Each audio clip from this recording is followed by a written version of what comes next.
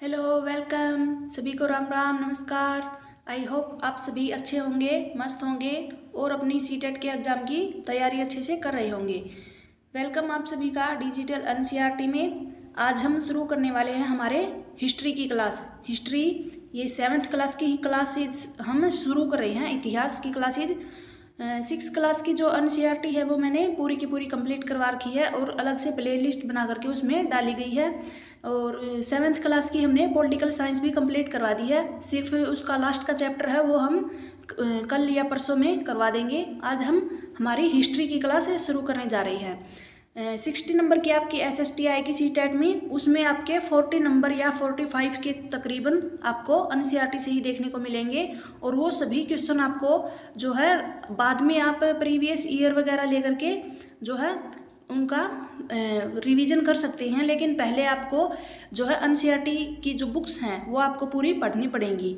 एक बार आप ये रिवीजन कर लेंगे, पूरी एनसीईआरटी पढ़ लेंगे, उसके बाद आपको ज़्यादा दिक्कत नहीं आएगी आगे पढ़ने में और प्रीवियस ईयर करने में। फिर आपको जो है चीज़ें समझ में आने लगेंगी। छोटे छोटे क्वेश्चन हैं। आज का हमारा चैप्टर हम शुरू करने वाले हैं। पहला चैप्टर है प्रारंभिक कथन, 1000 वर्षों के दौरान हुए परिवर्तनों की पड़ताल। यानी कि कितने सालों में क्या क्या परिवर्तन हुए, धार्मिक चेंजेज हुए पहले के और अब में क्या क्या परिवर्तन हुए हैं। और जो मानचित्र बनाए थे पहले और अब के जो दोबारा से मानचित्र बने हैं उनमें भी कई प्रकार के चेंज आए हैं। इन सभी के बारे में आज हम पढ़ने वाले हैं। तो वीडियो को बिना स्किप किए पूरा देखना और वीडियो को लाइक ज़रूर कर देना, मुझे फॉलो करना और मुझे सपोर्ट भी करना। आप सभी को वीडियो देखने के लिए पहले से ही थैंक्स। वीडियो को पूरा जरूर देखना। चलिए देखते हैं मानचित्र। देखिए मानचित्र 1 और 2 पर नज़र डालिए। यानी कि एक पहले मानचित्र दिया गया है, ये देखिए, और मानचित्र 2 ये देखिए। इन दोनों में क्या क्या चेंजेज हुए हैं इन सभी के बारे में हम पढ़ेंगे। देखिए मानचित्र 1 क्या बताता है। अरब भूगोलवेता अल इदरीसी ने 1154 में बनाया था। ये छोटी छोटी बातें आप याद रख लेना। पहला, अरब के भूगोलवेता ने क्या बनाया था, अल इदरीसी ने 1154 में बनाया था। यहाँ पर जो नक्शा दिया है वह उसके द्वारा बनाए गए दुनिया के बड़े मानचित्र का एक हिस्सा है। यानी कि यहाँ पर एक बड़े मानचित्र का छोटा सा हिस्सा दिया गया है। भारतीय उपमहाद्वीप को दर्शाता है। मानचित्र 2 किसने बनाया था, फ्रांसीसी मानचित्रकार ने 1720 में बनाया था। दोनों नक्शे एक ही इलाके के हैं मगर उनमें काफ़ी चेंज है, अंतर है। दोनों एक दूसरे से एकदम अलग है लेकिन एक ही इलाके के हैं। अल इदरीसी के नक्शे में दक्षिण भारत उस जगह है जहां हम आज उत्तर भारत को ढूंढेंगे। यानी कि जो अल इदरीसी ने बनाया है उसमें दक्षिण भारत कहाँ है जहां पर हम आज उत्तर भारत को ढूंढते हैं। और श्रीलंका का द्वीप ऊपर की तरफ है। जगहों के नाम अरबी में दिए गए हैं और उनमें कुछ जाने पहचाने नाम भी है, जैसे कि उत्तर प्रदेश के कन्नौज का। ये देखिए, ये हमारा दूसरा मानचित्र है। ये देखिए कितना अलग है। और ये हमारा पहला मानचित्र, ये कितना अलग है। इन दोनों में जो है कुछ ही वर्षों में काफ़ी चेंज हुआ है। देखिए दूसरा मानचित्र क्या है, पहले मानचित्र बनने के 600 वर्ष के बाद बनाया गया था। और इस कालावधि में उपमहाद्वीप के बारे में सूचनाएं क्या हो गई थी, काफ़ी चेंज हो गई थी। यानी कि स्थानीय स्थितियाँ जो थी वे काफ़ी चेंज आ गई थी, इसलिए दूसरा मानचित्र इससे बिल्कुल अलग बन गया है। यह नक्शा हमें ज़्यादा परिचित लगेगा क्योंकि ये बाद में बनाया गया है और फिलहाल के जो नक्शे हैं वो इससे जाने पहचाने यानी कि परिचित लगेंगे। उसमें विशेषकर तटीय इलाकों के बारीक ब्यौरे देख करके आश्चर्य होता है। यूरोप के नाविक तथा व्यापारी अपनी समुद्री यात्रा के लिए इस नक्शे का इस्तेमाल किया करते थे। यानी कि यूरोप के जो नाविक और व्यापारी हैं वो इसी नक्शे का यूज करते थे। ये देखिए 18वीं सदी के आरंभ में ग्विलाम ने द लिस्ले ने एटलस नुवो के अनुसार यह उपमहाद्वीप दर्शाया गया है। ये उपमहाद्वीप का चित्र जो सेकंड मानचित्र है उसके बारे में बताया है।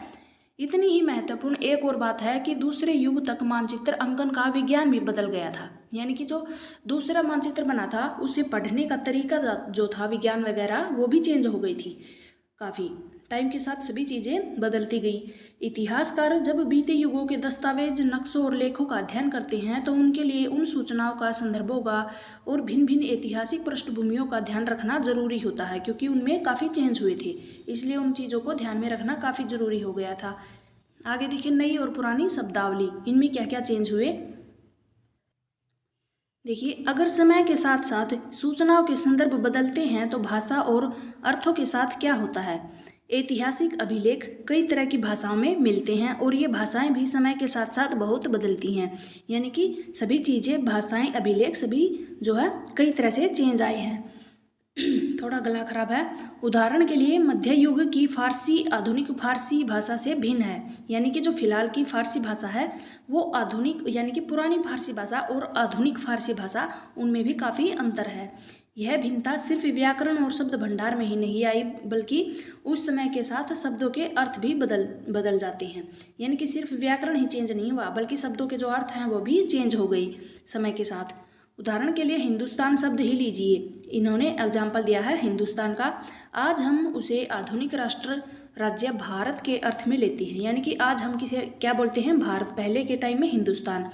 13वीं सदी में जब फारसी के इतिहासकार मिन्हाज ए सिराज, कौन है, फारसी इतिहासकार मिन्हाज ए सिराज ने हिंदुस्तान शब्द का प्रयोग किया था, तो उसका आशय पंजाब, हरियाणा और गंगा यमुना के बीच में स्थित इलाकों से था। उसने उस शब्द का राजनीतिक अर्थ में उन इलाकों के इस्तेमाल किया जो दिल्ली के सुल्तान के अधिकार क्षेत्र में आते थे। उन्होंने क्या किया था, उस शब्द का राजनीतिक अर्थ में उन इलाकों के लिए इस्तेमाल किया था जो दिल्ली के सुल्तान के अधिकार क्षेत्र में आते थे, यानी दिल्ली के सुल्तान जो था उसके अधिकार में जितने क्षेत्र थे उनके बारे में उसका मतलब था, पंजाब, हरियाणा और गंगा यमुना क्षेत्र।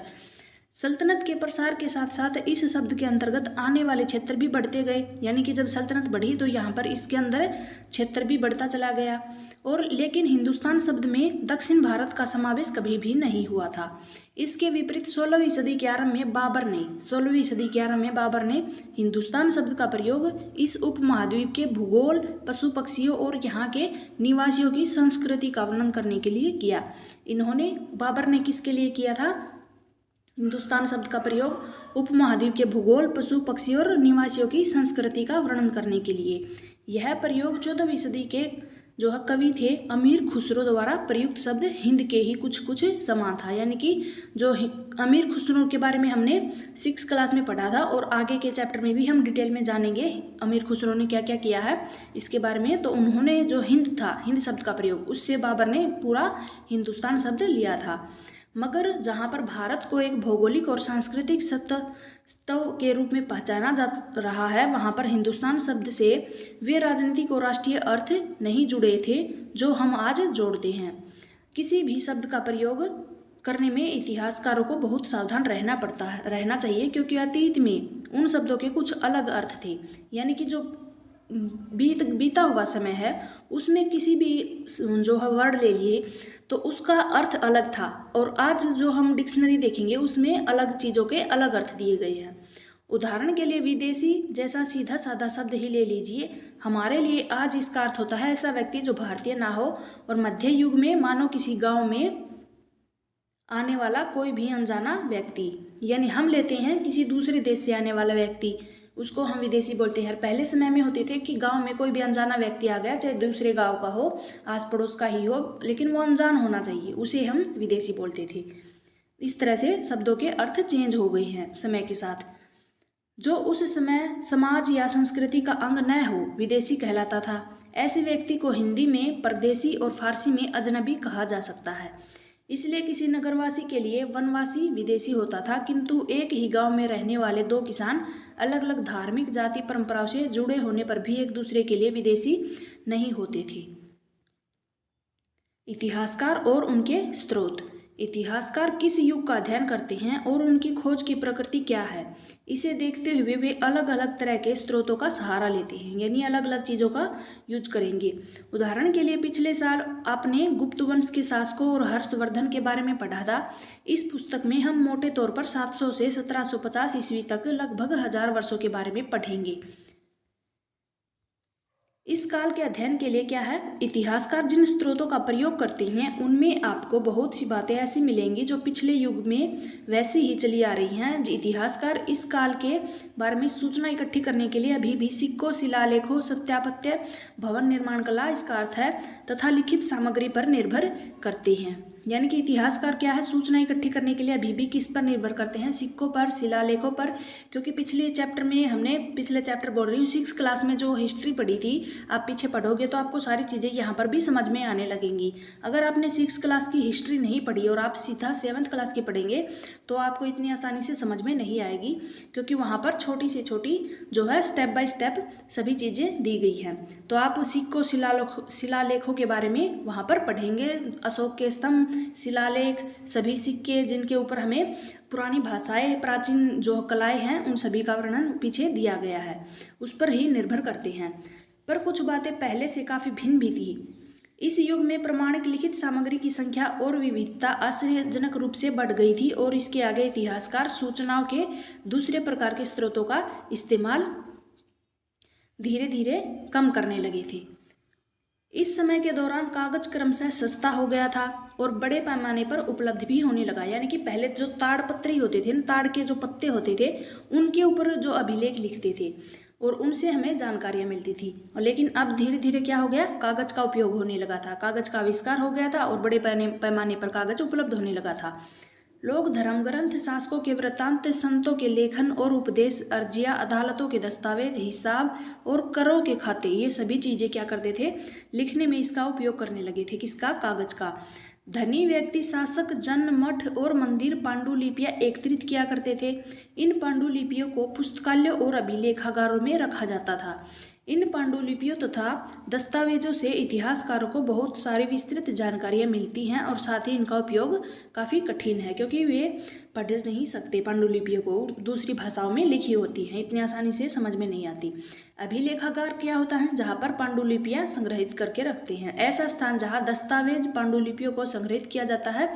और आज सभी राष्ट्रीय और राज्य सरकारों के अभिलेखागार होते हैं, जहां वे अपने तमाम पुराने सरकारी अभिलेख, लेन देन के ब्यौरे आदि का रिकॉर्ड रखते हैं।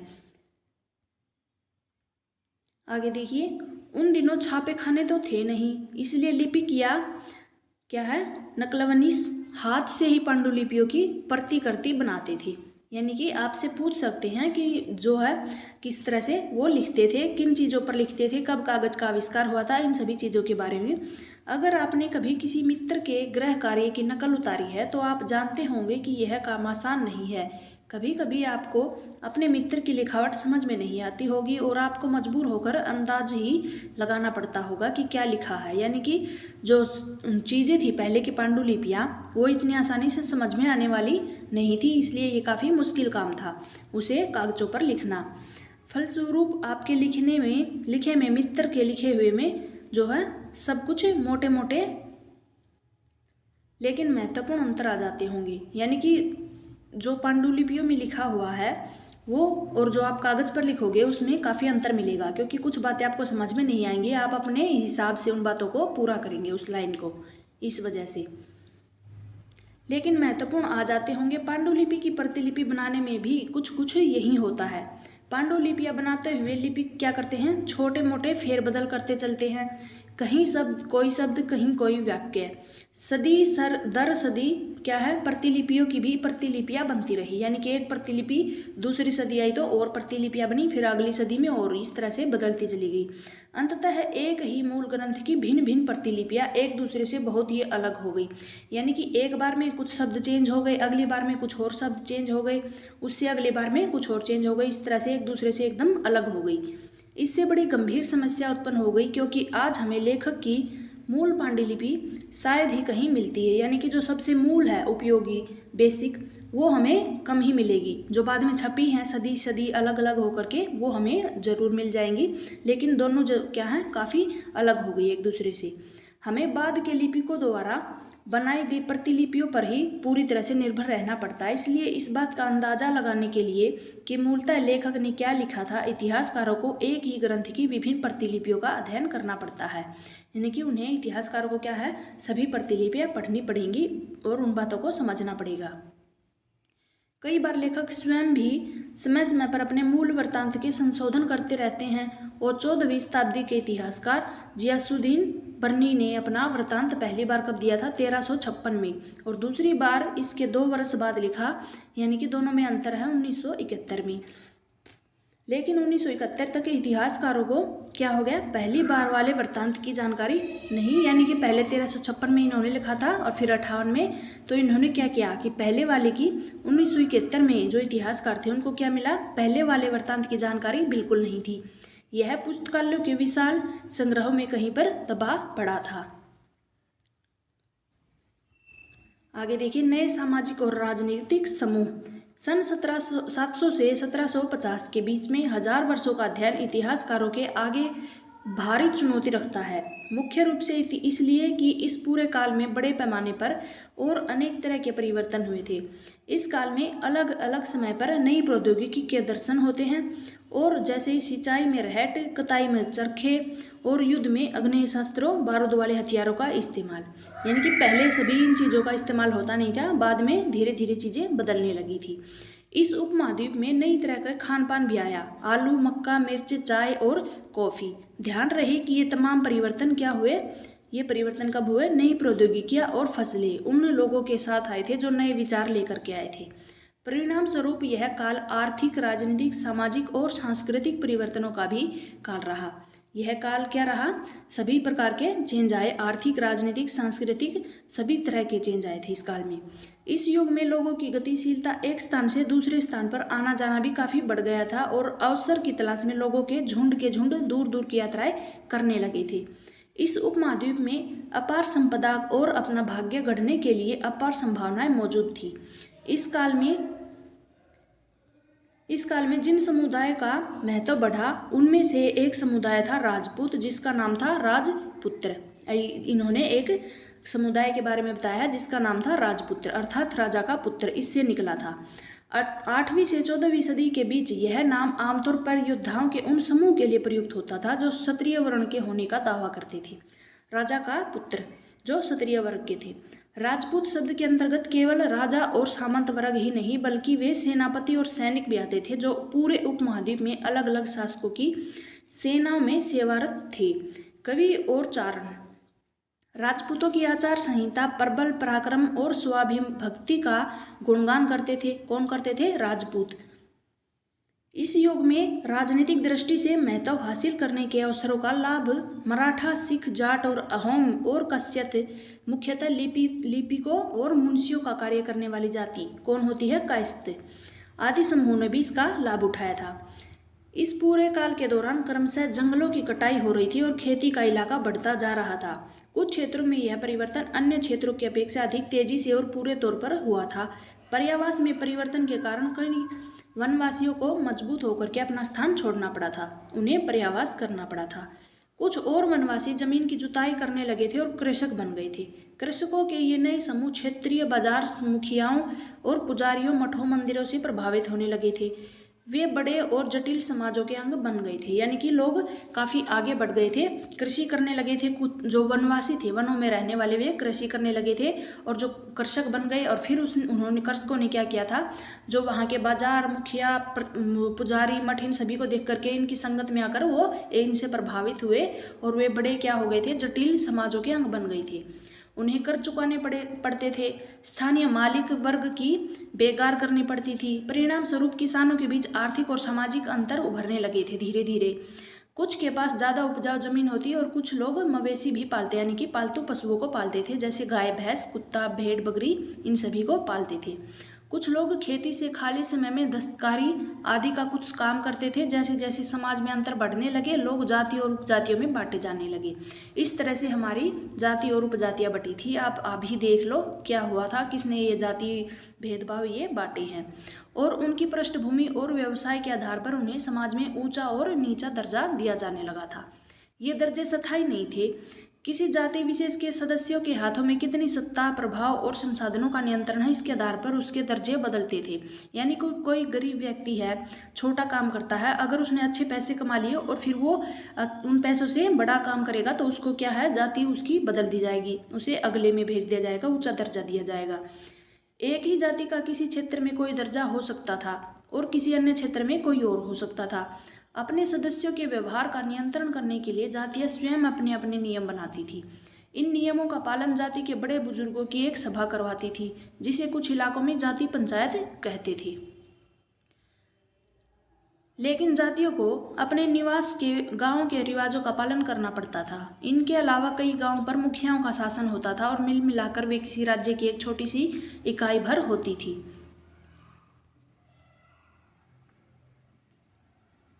आगे है क्षेत्र और साम्राज्य। इनमें क्या क्या चेंज हुए हैं समय के साथ। चोल यानी कि अध्याय 2 में हम पढ़ेंगे तुगलक अध्याय 3 में और मुगल अध्याय 4 में। जैसे बड़े बड़े राज्यों के अंतर्गत कई सारे क्षेत्र आ जाते हैं। दिल्ली के सुल्तान गयासुद्दीन बलबन 1266 से 1287 की प्रशंसा में एक संस्कृत प्रशस्ति यानी कि उदाहरण के लिए अध्याय 2 देखिए, में उसे एक विशाल साम्राज्य का शासक बताया गया है जो पूर्व में बंगाल गोड़ से लेकर के पश्चिम में अफगानिस्तान के गजनी यानी कि गज्जन तक फैला हुआ था। और इसमें संपूर्ण भारत यानी कि द्रविड़ भी आ जाता है। गौड़ आंध्र केरल कर्नाटक महाराष्ट्र गुजरात आदि भिन्न भिन्न क्षेत्रों के लोग उसकी क्या है सेना में शामिल थे। सेना के जो है देखिए आगे पलायन कर जाते थे।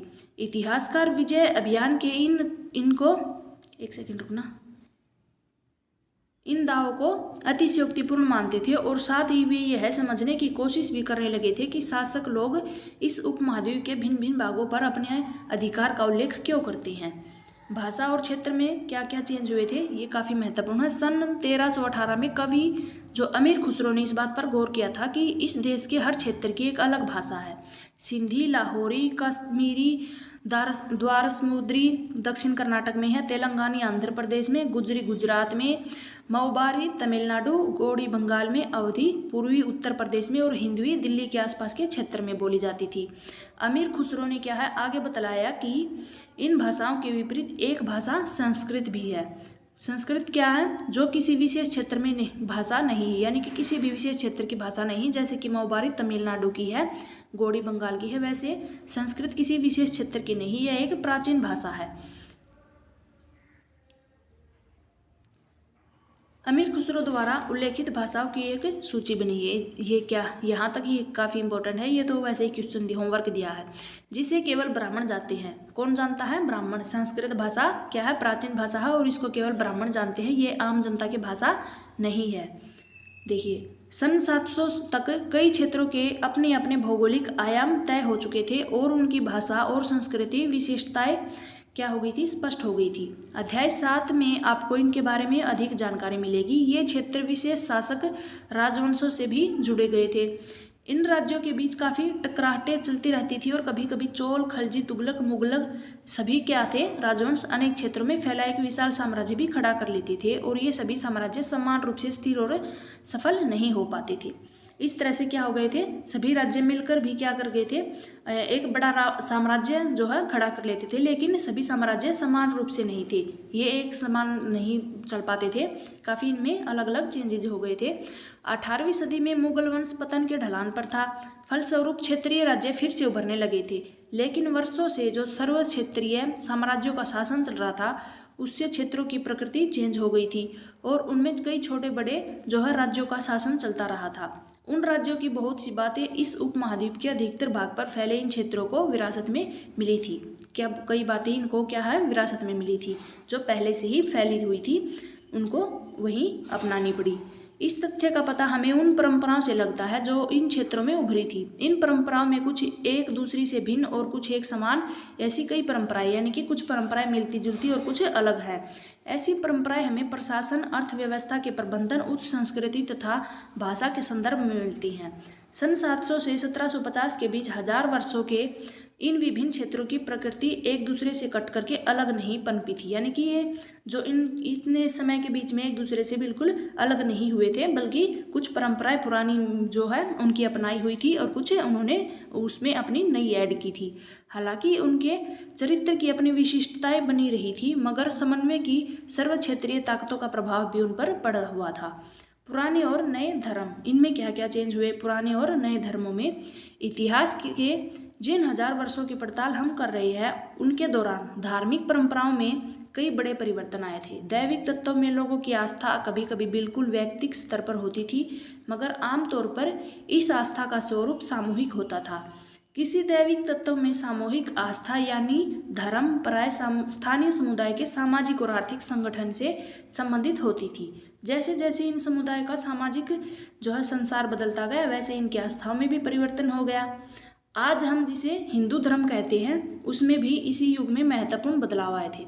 इन परिवर्तनों में से कुछ थे नए देवी देवताओं की पूजा थी, राजा द्वारा मंदिरों का निर्माण किया गया और समाज में पुरोहितों के रूप में ब्राह्मणों को जो है बड़ा महत्व दिया गया और बड़ी सत्ता दी गई। संस्कृत ग्रंथों के ज्ञान के कारण समाज में ब्राह्मणों का बड़ा आदर होता था। उनके संरक्षण थे, कौन थे? ब्राह्मण। नए नए शासक जो स्वयं प्रतिष्ठा की चाह में थे, इन संरक्षकों का समर्थन होने के कारण समाज में इनका दबदबा और भी ज़्यादा बढ़ गया था। इस युग में एक महत्वपूर्ण परिवर्तन भक्ति की अवधारणा के रूप में आया था। क्या परिवर्तन आया? इसमें ईश्वर की कल्पना एक ऐसे परमेल इष्ट देवी देवता के रूप में की गई थी जिस तक पुजारियों के विशद कर्मकांड के बिना ही भक्त स्वयं पहुंच सकते थे। इस विषय में और साथ ही दूसरी परंपराओं के बारे में आपको अध्याय 6 में यानी कि 6 अध्याय में हम पूरे डिटेल में जानेंगे। यही वह युग था जिसमें इस उपमहाद्वीप में नए नए धर्मों का भी आगमन हुआ था, यानी कि इसी युग में हम नए नए धर्मों को भी ऐड कर लेंगे। कुरान शरीफ का संदेश भारत में पहल 7वीं सदी में व्यापारियों और अप्रवासियों के जरिए पहुंचा था। मुसलमान कुरान शरीफ को अपना धर्म ग्रंथ मानते थे, केवल एक ईश्वर अल्लाह और की सत्ता पर स्वीकार करते हैं, जिसका प्रेम क्या है? करुणा, उदारता, अपने में आस्था रखने वाले हर व्यक्ति को गले लगाता है और चाहे उस व्यक्ति की सामाजिक पृष्ठभूमि कुछ भी रही हो। कई शासक क्या है? इस्लाम और इसके विद्वान धर्म शास्त्रियों और न्याय शास्त्रियों अर्थात उल्लेमा को संरक्षण देते थे। हिंदू धर्म की भांति इस्लाम के अनुयायी भी अपने धर्म की अलग अलग तरह से व्याख्या करते हैं। मुसलमानों में कुछ शिया थे, यानी कि कुछ शिया थे जो पैगंबर साहब के दामाद अली को मुसलमानों का विधि सम्मत नेता मानते थे, और कुछ सुन्नी थे जो खलीफाओं के प्रभुत्व को स्वीकार करते थे। इस्लाम के आरंभिक दौर में इस धर्म का नेतृत्व करने वाले खलीफा कहलाते थे। क्या कहलाते? इस्लाम के आरंभिक दौर में इस धर्म का नेतृत्व करने वाले खलीफा कहलाते थे, और आगे भी इनकी परंपरा चलती रही। इस्लामी न्याय सिद्धांत विशेषकर भारत में हनफी और शफी ऐसे सिद्धांत है, यानी कि इस्लामी न्याय सिद्धांत की विभिन्न परंपराओं में भी कई महत्वपूर्ण अंतर रहे। ऐसे ही धर्म सिद्धांतों और रहस्यवादी विचारों को लेकर के भिन्नताएं देखने को मिली, यानी कि चैप्टर 6 में हम धर्म के बारे में डिटेल से जानेंगे। धर्मों में किस तरह से सभी चेंज आए और मुसलमानों ने हिंदुओं की भांति अपने धर्म को की अलग अलग परिभाषाएं दी है। इस्लाम धर्म भी कितना आगे बढ़ गया और किस तरह से इन्होंने जो है अपने धर्म के बारे में प्रचार प्रसार किए। समय और इतिहास के कालखंडों पर विचार। इतिहासकार समय को केवल घड़ी या फिर कैलेंडर की तरह नहीं देखते, यानी कि केवल घंटों, दिन या फिर वर्षों के बीतने के रूप में ही नहीं देखते। उनका नजरिया क्या है? समय सामाजिक आर्थिक संगठन में आने वाले परिवर्तनों को झलकाता है और यह दिखलाता है कि विचार विश्वासों में कितना स्थायित्व रहा और कितना परिवर्तन आया है। हम बोलते हैं कि समय, साल गुजर गए, महीने गुजर गए, घंटे गुजर गए, लेकिन ये किस तरह से देखते हैं कि क्या क्या हमारे जीवन में चेंज आए हैं समय के अनुसार, उस तरह से ये समय को देखते हैं। यदि अतीत को समान विशेषता रखने वाले कुछ बड़े बड़े हिस्सों, युगों और कालों में बांट दिया जाए तो समय का अध्ययन कुछ आसान हो जाता है। 19वीं सदी के समय में अंग्रेज क्या थे? इतिहासकारों ने भारत के इतिहास को 3 युगों में बांटा था, हिंदू, मुस्लिम और ब्रिटिश। ये क्वेश्चन आपको पूछा गया है कि जो है 19वीं सदी में कितने युगों में बांटा गया था? अंग्रेजों ने, इतिहासकारों ने भारत के इतिहास को हिंदू, मुस्लिम और जो है आपको ऑप्शन में मिलेंगे हिंदू, मुस्लिम, सिख वगैरह, तो आपको ये याद रखना होगा हिंदू, मुस्लिम, ब्रिटिश है तीसरा भाग।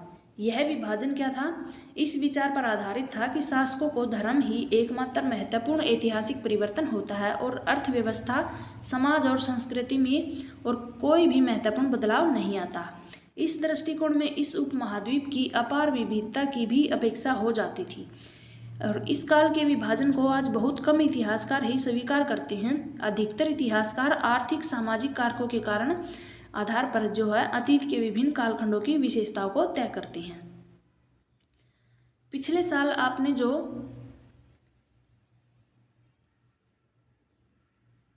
देखिए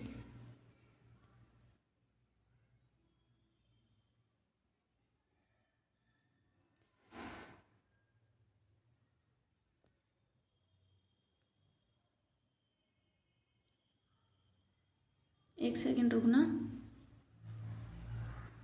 अब देखिए, पिछले साल आपने जो इतिहास पढ़े थे उसमें प्राचीन समाजों के कई प्रकारों का समावेश किया गया था, जैसे कि शिकारी संग्राहक, प्रारंभिक दौर के कृषिकर्मी और शहरों और गांव के निवासी, प्रारंभिक दौर के राज्य और साम्राज्य भी।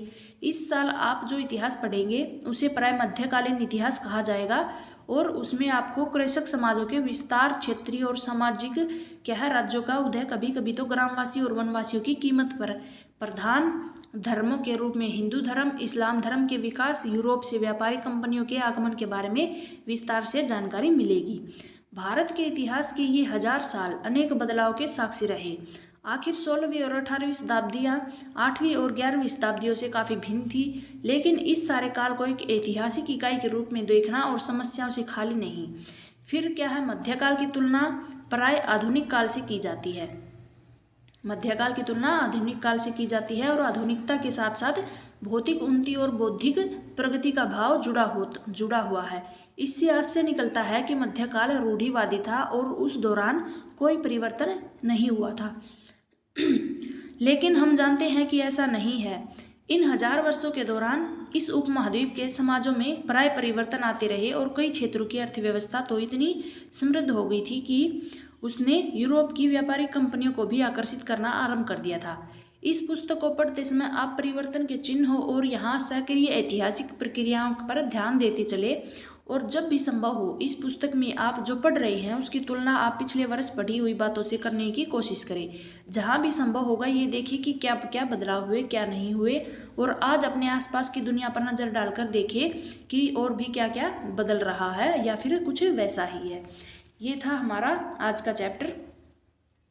हमने यहाँ पर धर्म के बारे में पढ़ा, भाषा के बारे में पढ़ा और जो इतिहास था, इन सभी चीज़ों के बारे में हमने पढ़ा कि किस तरह से सभी चीज़ें चेंज होती चलेगी, पुराने और नई चीज़ों में क्या क्या चेंज हुए, सभी चीज़ें, सभी धर्म और सभी जो है प्रकृति, सभी राजाओं की जो है विशेषताएं, सभी की सोच, सभी में कई तरह से परिवर्तन आए। कुछ ने जो है पुरानी परंपराएं अपनाए रखी और उसमें नई चीज़ों को भी ऐड कर लिया और कुछ पूरी तरह से एकदम से चेंज हो गई, जहाँ पर कुछ भी पुरानी चीज़ें देखने को नहीं मिलती। और इस तरह से हमारे आज के चैप्टर जो है इतिहास, हिस्ट्री का पहला चैप्टर प्रारंभिक कथन, इन सभी की हमने शुरुआत करी है। वीडियो को बिना स्किप किए आप देख सकते हैं। अगर वीडियो स्लो लगे तो आप अपनी सेटिंग में जाकर के इसको तेज़ कर लेना, ये थोड़ी फास्ट हो जाएगी। और वीडियो को बिना स्किप किए आप एक बार सुन जरूर लेना। इससे क्या होगा कि अब अगर आपके दिमाग में ये बातें धीरे धीरे चैप्टर वाइज आप डिटेल में पढ़ी हुई होंगी तो आपको जो एग्ज़ाम में या फिर क्वेश्चन जो आप अभी प्रैक्टिस करोगे एनसीईआरटी पढ़ने के बाद, वो आपको सभी चीज़ें जो है जल्दी जल्दी समझ में आने लगेंगी। वरना वो जो क्वेश्चन करोगे ना वो आपको डिटेल में कुछ भी समझ में नहीं आएगा। वीडियो अच्छी लगी हो तो वीडियो को मैं फिर बार बार बोलती हूँ कि वीडियो को लाइक ज़रूर कर दिया करो। वीडियो अच्छी लगी हो तो कमेंट करके बताना और वीडियो को जो आप अपने फ्रेंड्स के पास, दोस्तों के पास जो अभी बीएड करके या फिर बीएड कर रहे हैं उन सभी के पास शेयर कर देना। आप सभी को जो है गुड लक, अपने एग्ज़ाम की अच्छे से तैयारी करना। सभी को मेरी तरफ से all the best. Bye bye. Video को ज़रूर लाइक करना, चैनल को सब्सक्राइब करना।